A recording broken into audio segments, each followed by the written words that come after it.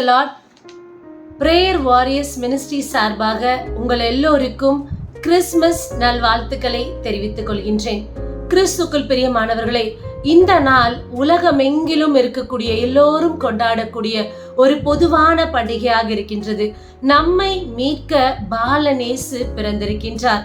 அதுவும் மாளிகை மாடத்தில் கிடையாது, மாட்டு தொழுவத்தில் ஏழையின் ரூபம் கொண்டு கிறிஸ்து பிறந்திருக்கின்றார். இந்த கிறிஸ்மஸ் நமக்கெல்லாம் ஒரு அர்த்தமுள்ள கிறிஸ்மஸாக இருக்க வேண்டும் என்றால் 3 முக்கிய நிகழ்வுகளை நாம் பார்க்க வேண்டும். இந்த 3 முக்கிய காரியங்களை நாம் கடைபிடித்தோம் என்றால் நிச்சயமாக நம் எல்லோருக்குமே எல்லா நாளுமே கிறிஸ்மஸாக அமைந்துவிடும். முதலாவதாக, ஏரோது அரசன் காலத்தில் யூதேயாவில் உள்ள பெத்லகேமில் இயேசு பிறந்தார். அப்போது கிழக்கிலிருந்து ஞானிகள் எருசலேமுக்கு வந்து, யூதர்களின் அரசராக பிறந்திருக்கிறவர் எங்கே? அவரது விண்மீன் எழ கண்டோம், அவரை வணங்க வந்திருக்கிறோம் என்றார்கள். பிரியமானவர்களே, இந்த ஞானிகள் கிறிஸ்துவின் வருகைக்காக ஏரோது அரசனிடம் சென்று அவர் எங்கே பிறந்திருக்கிறார், அவரை வணங்க நாங்கள் வந்திருக்கிறோம் என்றார்கள். அதற்கு பின்பதாக விண்மீன் அவர்களுக்கு வழிகாட்ட அவர்கள் சென்று ஆண்டவரை எவ்வாறு ஆராதித்தார்கள் என்று பார்ப்போம். மத்தேயு அதிகாரம் 2 இறைவார்த்தை 11 பார்க்கின்றோம். வீட்டிற்குள் அவர்கள் போய் குழந்தையை அதன் தாய் மரியா வைத்திருப்பதை கண்டார்கள். நெடுஞ்சான் கிடையாக விழுந்து குழந்தையை வணங்கினார்கள். அன்பார்ந்தவர்களே, முதலாவதாக நெடுஞ்சான் கிடையாக விழுந்து பணிந்தார்கள் என்று நாம் பார்க்கின்றோம். இந்த நாளில் நாமும் ஆண்டவரை வணங்குகின்றோம், ஆராதிக்கின்றோம். ஆனால் முழு உள்ளத்தோடு நாம் ஆராதிக்கின்றோமா? மற்றவர் பார்க்க வேண்டும் என்று நாம் ஆராதனை செய்கிறோமா? அல்லது நம்முடைய முழு இருதயத்தோடு முழு மனதோடு இறைவன் எனக்கு இவ்வாறாக பல காரியங்களை, பல நன்மைத்தனத்தை, இதோ உதவியற்ற நேரத்தில் எல்லாம் உதவி தந்து என்னை வழிநடத்தி இருக்கின்றார், அவரை நான் ஆராதிக்க வேண்டும் என்று நினைத்து முழு இருதயத்தோடு நாம் ஆராதிக்கின்றோமா?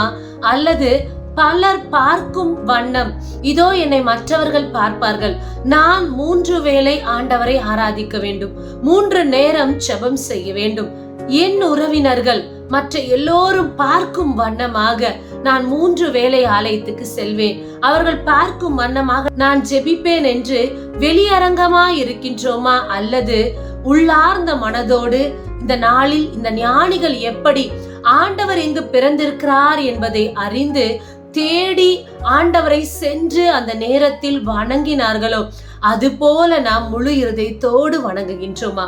இரண்டாவதாக, ஆண்டவரை பற்றி அறிக்கையிடுதல். Proclaim the Christ and celebrate. ஆண்டவர் செய்த ஒவ்வொரு நன்மைத்தனத்தை நினைத்து நாம் ஆண்டவருடைய வார்த்தை சொல்லி அறிக்கையிடுகின்றோமா? அவருக்கு சாட்சியாக இருக்கின்றோமா? லூக்கா அதிகாரம் 2 இறைவார்த்தை 16 மற்றும் 17 பார்க்கின்றோம்.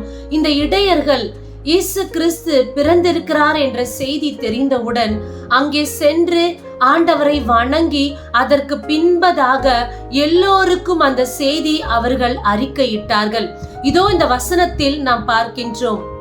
விரைந்து சென்று மரியாவையும் யோசேபையும் தீவன தொட்டியில் கிடந்திருந்த குழந்தையையும் கண்டார்கள்.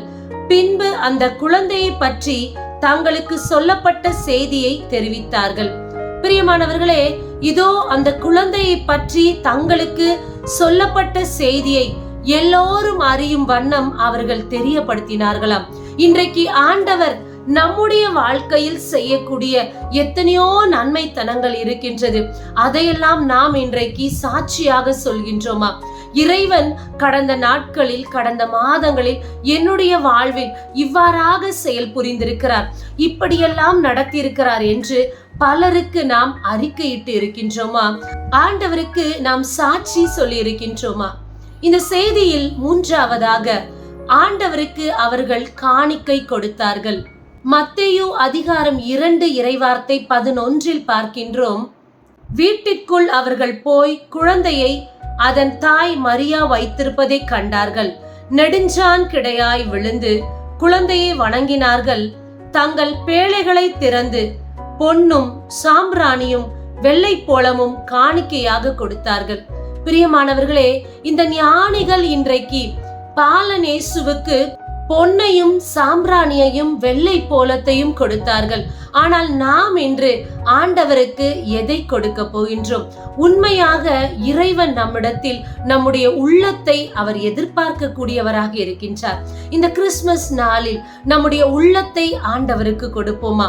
அன்றைக்கு மரியாளும் யோசேப்பும் எல்லா இடங்களிலும் அலைந்து திரிந்தார்கள், இயேசு கிறிஸ்துவை வைப்பதற்கு ஒரு இடமில்லாதபடி.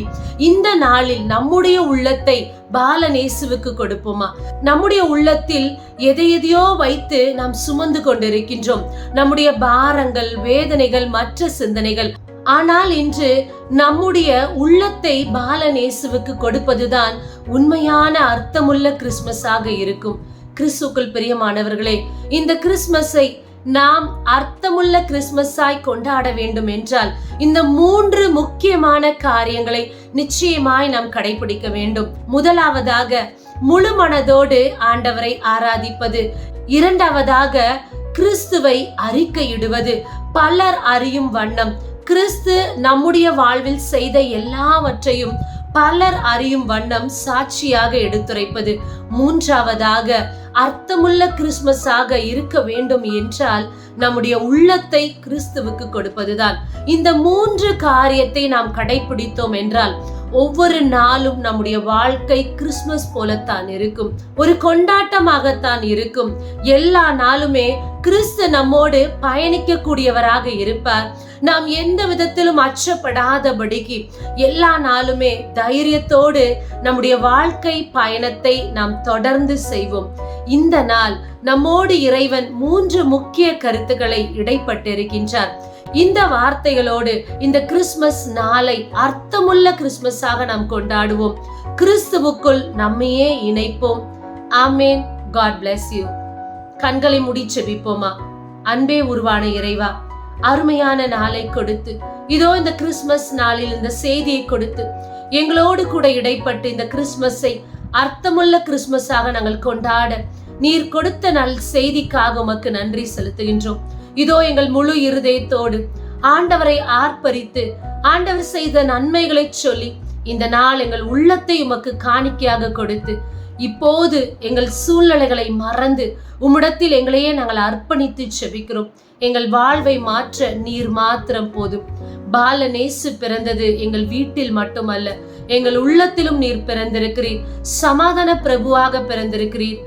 எங்கள் வாழ்வை மாற்றக்கூடிய காரணராக பிறந்திருக்கிறீர். சகலத்தையும் நீர் செய்வீர் என்று இந்த நாளில் முழு மனதோடு நம்புகின்றோம். ஆமேன்.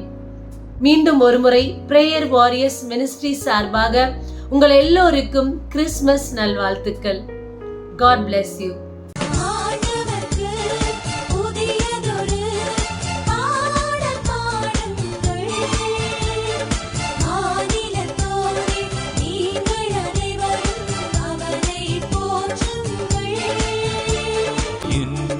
நமக்காக